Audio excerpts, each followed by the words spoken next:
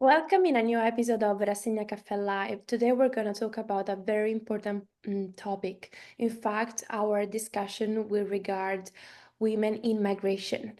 The whole title will be Women in Migration, Breaking Barriers and Weaving Futures, because me and Andrea, who's the guest of today's episode, both collaborate with a non-governmental organization, with an NGO, Hecho por Nosotros, that focuses on the textile industry and sometimes the labor exploitation that's connected to it. So today we'll focus on that. But first of all, let me introduce you our guest.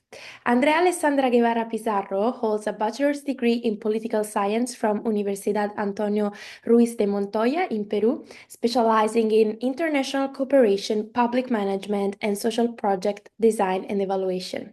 She currently leads the Youth for Youth program at the NGO Hecho por Nosotros, where she also collaborates on strategic initiatives and research projects focused on labor migration, our today's topic, and sustainability. Andrea is responsible for strengthening organizational capacities, developing digital tools, and promoting fair trade practices. Her academic background includes a scholarship for the Academic on Labor Migration, organized by the ILO, the International Labor Organization, and a diploma in governance and public innovation from the Inter-American Development Bank and Pontificia Universidad Católica del Perú. She has additional training in strategic planning, project management, gender and environment, and social research methodologies. So it's a very big pleasure for me to have Andrea here with us today because, as you could understand from her bio, she's very interested in this topic she's going to talk about today. She knows a lot about it, and I'm sure her conversation about it will sound so in depth and interesting to all of you, hopefully, listeners. So now, enough with me. I'll give the word to Andrea. Thank you so much for your time, Andrea. My first question for you is, what are the main challenges that migrant women face in the labor market, and how does these intersect with issues of gender discrimination and migration status? Thank you, Andrea. Hi, hello, Cams. How are you? Thanks for having me on your podcast. I'm thrilled to be here and to discuss a topic that is complex, as you said, and it's critical, the intersection of gender and migration, right? We live currently in a moment where women migrants who make up nearly half of the global migrant population navigate unique and often challenging realities that deserve more attention, understanding, and action. So before to answer your question, I would like to say the International Organization for Migration indicates that women constitute 48% of the global migrant population, and this figure continues increase every year. And to be more particular and more specific, the number of women who migrate alone or as a head of household has grown, as phenomenon referred to feminization of the migration. So the main challenges migrant women face in the labor market, I guess it will be the double disadvantage or the double discrimination. Why is that? Because migrant women face a discrimination for the gender, for being a woman, and also for their migration status. And these key challenges include the exploitation in feminized sectors, because women are concentrated in undervalued informal sectors like domestic work and the textile too, where they often endure low wages, lack of labor protection, and unsafe conditions.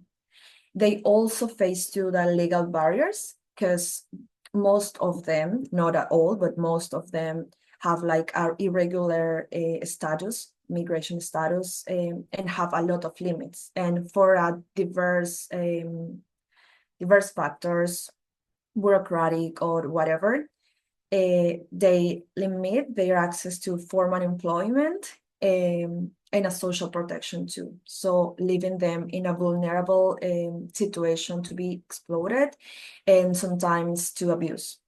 And the final, I guess it will be the social bias, because stereotypes about women's roles lead to their exclusion for better paying or even leadership position. So I guess these are like that three more relevant, not relevant, it's a big word, but these factors to intersect challenges, highlighting the systemic inequalities that perpetuate economic and social vulnerabilities for women migrants, right? Yeah, those are definitely key challenges. And how can integrating a gender responsive approach into migration policies and programs improve the well-being and empowerment of women migrants, particularly in sectors like domestic work and the textile industry? Well, first of all, to address these inequalities, it is essential to integrate gender approach into all migration-related policies and programs, thereby promoting greater equality and inclusion. So, however, it is important to understand how different approaches are applied when considering gender in migration governance, right? So this approach vary in their level of attention and responsive to gender issues, gender blind, gender neutral, gender biased, and the gender responsive. So each with a different impact on policy formulation and action. So first of all, we need to know that migration is not just a journey like across border. It's often a journey of survival, of empowerment, and transformation. With women, it can also mean facing component barriers, what I say before, the double discrimination. And yeah, so they experiences workplace exploitation, limited access to essential services, or exposure to violence and discrimination. So in that case, integrated a gender responsive approach means recognize and addressing the unique needs and contributions of women migrants, for example, in a domestic context, in a domestic work, ensuring fair labor standards and for enforcing like anti-exploitation laws and probably expanding access to social protection can elevate the status of women in this undervalued sector, right? And to be more specific, what we make our research in the textile industry, maybe promoting corporate accountability and supporting initiatives like worker cooperatives can enhance workplace safety and wage equity. So gender responsive policies also prioritize the capacity building, such as vocational training and legal and programs, enabling women to access dignified jobs and greater autonomy. So it's crucial that migration and labor policies recognize a gender perspective to ensure that migrant women not only receive a fair treatment, but also have the access to opportunities that allow them fully develop. So to achieve this, I think it will be, or it is vital to address structural inequalities and promote like gender equality at all stages of the migrant process, recognizing the diverse experience and needs of women and girls and people of diverse genders, only through the implementation of gender responsive policies and yeah, the active inclusion of women in decision making can we move toward more equitable and transformative migration. And what role, Andre, do women migrants play in driving economic and social change through remittances? And how can their contributions be better supported to foster sustainable development? How can they actually support, we can say a better world? Yeah, well, we need to understand that women migrants are pivotal contributors to both their host and home countries. So particularly through remittances. So for an economic empowerment, I will say that probably the remittances sent by women are often channeled toward essential services like education and healthcare, fostering human capital development in their countries of origin.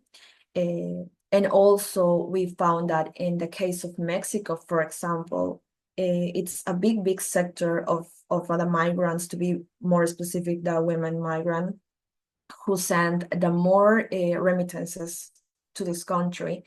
And this all remittances is for not only support their families, but also for an emergency and for help to their children, their parents, or their family, to be more general, to help to have a better quality of time of life.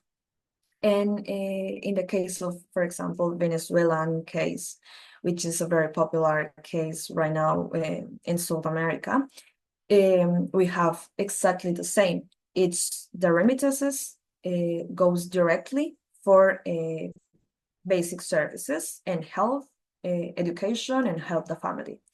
So yeah, it's that. And then in the social part, in the social transformation, I guess it will be by gaining financial independence. Women challenge traditional gender norms and serves as a role models within their communities to maximize this contribution. Policies should focus like on improving financial literacy, reducing remittance to transfer cost, and ensure access to affordable banking system. And yeah, recognizing their role in a sustainability development requires dismantling barriers and creating equitable frameworks that amplify their impact, right? So yeah, I will say that. And well, if we go more deep in this on this topic, we have like the story, the other side, the story of the migrant woman play like a crucial roles in the new societies and in their countries of origin. They are caregivers, they are textile workers, remittance senders, but most importantly, they are agents of change. So they reshape the economies and the communities they touch. And well, their resilience is powerful force. And yeah, it's like this dual narrative of struggle and strength that will be diving into today. So yeah, in particular, like the migrant women played like a crucial role in the economy, but to be more specific, in the feminicized sectors such as domestic work and the textile industry, where they are often subjected to exploitation and abuse. Thank you, Andrea, for all these valuable insights on the matter. Is there something else I didn't ask that you want to talk about, even based on your experience in Turin? You did this focus on migration during your time at the ILO school, the International Labour Organization Academy that was held the past summer in Italy. Is there something else you want to point out or share with the audience before saying goodbye? Well, thank you so much. I will guess that we will learn about a lot of the migration, right? We know that the migration have a lot of factors, not only the gender one, but the climate change and the social security. And yeah, it's very different for different contexts. It's not the same talking about migration in Europe than migration in Africa or than migration in South America. It's just have a different it's just different because the political, economic, and social context. But it's important for us to understand that the migrants are have a resilience force, and yeah, it's a very difficult situation for them too. So we need to understand that and support all of them. And yeah, I really like a little bit more the gender perspective, because it's what I'm a little bit more advocate to study. So that's why I choose the topic for today. And yeah, if I will say something more, I guess it will be like try to link in to the work that we both do at the NGO, right? Like in the textiles and in the textile industry, which is like we know that nowadays the textile industry heavily relies on female labor. So especially or be more specific, of migrant women. So due to their significant participation in the global force, and we know for sure that 85% approximately of workers in the textile industry are women, and many of them are migrant and economically and socially vulnerability backgrounds. So these women are often employed under precarious condition and in an informal setting, as I said before. So it's our role to if we have these opportunities to educate more about those topics and yeah, sensibilize about this topic, who is really important right now. Thank you, Andrea. I think it's very, very important to talk about labor exploitation and all the conditions that sometimes migrants have to go through. Sometimes employers just take advantage of their status since they're vulnerable people, sometimes illegal. They offer them work conditions that are not right at all, but in the status they can't say no. And of course, women being with the women, so I wouldn't say, of course, more fragile, but more subjected to all the problematics that migrants have for various reasons. They're more vulnerable, definitely more vulnerable subjects. All these illicit actions that can take place can mostly disadvantage them. Migration is such a big topic. We could even, talk about the trafficking, women trafficking. It's such a bad thing that can happen. But it's important as well to talk about labor exploitation, because it's not a topic that's talked much. And as you said, it's important to just educate, not just educate to, put ourselves above the people that are listening to us, but just to let them know, since this is our work, as you said, we write daily to try to just make this world better a little bit, just advocating for human rights. It's just to let people know what's going on, and at the same time make them have their opinions, but let them know, okay, these are the statistics, this is going on, and it's not political, it's human rights. So this is what is going on. And Yeah, it's basic, as you say. Um, even a children exploitation, right? So the lack of labor protection in many developing countries perpetuates this system that favors large corporation, because we are not talking about only the textile industry, that happen in different industries. So favors that these large corporations seeking to maximize their profits at the expense of human rights and dignity. So yeah, the labor exploitation is not only unjust, but perpetuates a cycle of economy and social inequality that continues to affect millions and millions of workers around the world. It's not only a thing that happened, as I said before, only in South America, only in Africa. We saw that in Asia, we saw that in Europe, which is very sad. But yeah. We learned during school that during the Industrial Revolution, people used to work a great amount of hours with being paid very, not much, so a very small amount. We used to learn and be discussed by the fact that children were, used as workers as well, and women had to work too many hours for too little. And I think what we learn during school and what we know can still happen in some parts of the world more than we think about. So it's important to acknowledge that and try to be change makers. Of course, not that doesn't mean necessarily being part a non-governmental organization affiliated with the United Nations like me and Andrea are doing, but just being change makers in little things, just being educated on the topic, know more about it, and just trying to advocate for these people that most of the time don't have a voice in the media as well as on platforms, and they should be acknowledged more. So thank you so much, Andrea, for this very insightful conversation on this topic. Thank you so much for being here and for your time. Thank you so much for inviting me, Cams. It will be, I will very, very excited to be here. And thanks, the listeners.